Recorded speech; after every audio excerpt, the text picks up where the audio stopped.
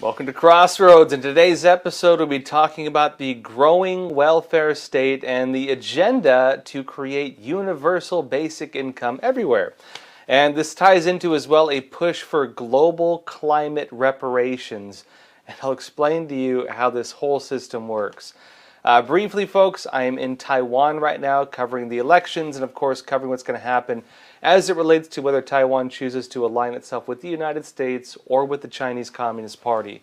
This is going to be a crucial election, and we'll be here live counting the votes or watching the votes get counted on the weekend. So stay tuned for that. We're also going to have a special feature coming out hopefully soon after, kind of breaking everything down.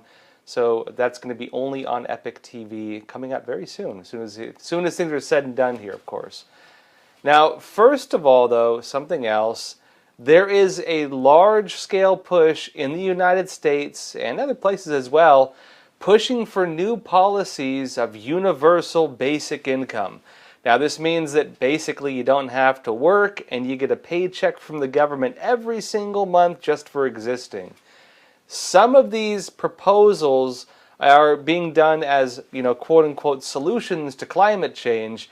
Other forms of this are being proposed as solutions to a future where, well, artificial intelligence has rendered many American jobs obsolete.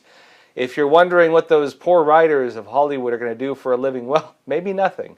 They might just get a universal basic income paycheck, and that's going to be life. Look, either way now, though, this new form of wealth redistribution could usher in a new program for a nationwide welfare state, and it's actually not even technically partisan. There are some people on the conservative side also very much on board with this as well. I'll explain it to you. Now, first off, on the climate change front, there are huge amounts of money being pledged and collected as a type of global repayment system for so-called climate reparations.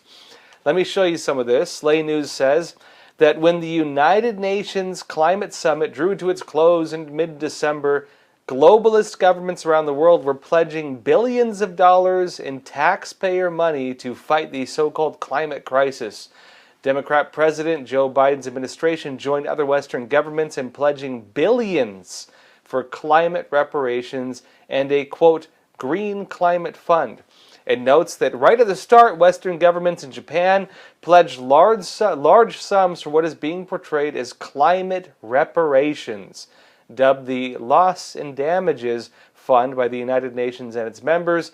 The narrative behind it holds that since freer Western people developed first, they have put more CO2 into the atmosphere and therefore must pay third world governments who misrule poverty-stricken populations for the alleged harm caused. In other words, it's a global welfare system. Western countries, the United States, most of Europe, even Japan, because they say that we're responsible for CO2 emissions, is paying reparations. All these countries are paying reparations to many third world governments. Now, the irony with part of this is that a lot of these third world countries create like a ridiculous amount of pollution, but that's a whole nother issue. This article notes that on the first day of the 28th conference of the parties, that's COP28, the big climate change summit they had in Dubai, it notes the governments began making pledges on behalf of their taxpayers. And so if you're wondering, well, my government didn't talk about this, I didn't hear anything about it, well, they probably did, but they just didn't tell you that clearly. It notes that the German government pledged $100 million. Japanese authorities promised to hand over $10 million just as a start. The Biden administration pledged $17.5 million to this global reparations fund. It notes that the unelected leaders of the European Union, the EU, vowed to offer 200 million euros in taxpayer money. It notes that third world regimes are demanding at least $100 billion every single year just for this fund alone. And if you're wondering, what are they going to do with that $100 billion every single year? I would assume that based on the fact we give a lot of these countries a lot of money already, it's probably not going to go to the average citizen. Just a hunch, given how these things have been used in the past. But It notes that they claim the cash is needed for what they call climate justice, because we've apparently committed injustices against them just by existing in the world and breathing out CO2.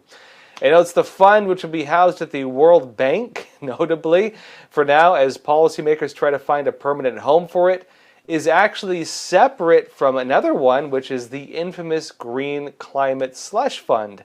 It notes that fund, which has been in existence for years, is being used to bribe third world governments into keeping their people in poverty by prohibiting abundant energy and restricting resource development. It notes that Biden and Obama have funneled billions, with a B, of U.S. taxpayer dollars into that one already in flagrant defiance of federal law. And you know what? We can see what good it's done for those countries. Not a whole lot, especially because they're fleeing in vast numbers and deciding to just go collect those reparations in person. And they're, of course, coming to the United States through our open border. And they're, of course, flooding into Europe also through the Open Borders program. So on this note, though, climate justice, reparations, global payments for alleged damages caused by our lifestyles and us driving cars and, taking up the world's energy. Although, again, all those countries do the same, although worse in terms of pollution. This is the big narrative. That being said, though, this is not just for a program of global reparations and global free handouts and essentially a global welfare state being propped up by first world countries, the United States, Europe, Japan. But also something being proposed tying into a global welfare system, including in Western countries. And keep in mind that a lot of Western countries, the United States and others, are being flooded by individuals from a lot of these third world countries under the narrative of climate change, and they're fleeing climate change, and they're seeking amnesty because, apparently climate change is harming them. That's the big narrative, right?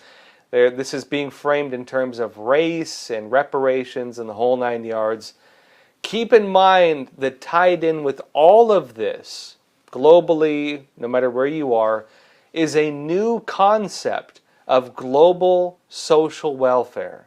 What they're proposing is a globalist system of wealth redistribution. It's not just the bourgeoisie and the proletariat of the communist movement in one country or other. This is a global system where, again, the bourgeoisie are going to be people in a certain country, and they're going to be giving payments to people in other countries to create universal equity. But they're also talking about the idea of universal basic income. Every single person gets a paycheck every single month from the government, and if you choose to work, you're going to be the one paying into that fund. If you choose not to work, well, all power to you. You can sit at home and do whatever you want.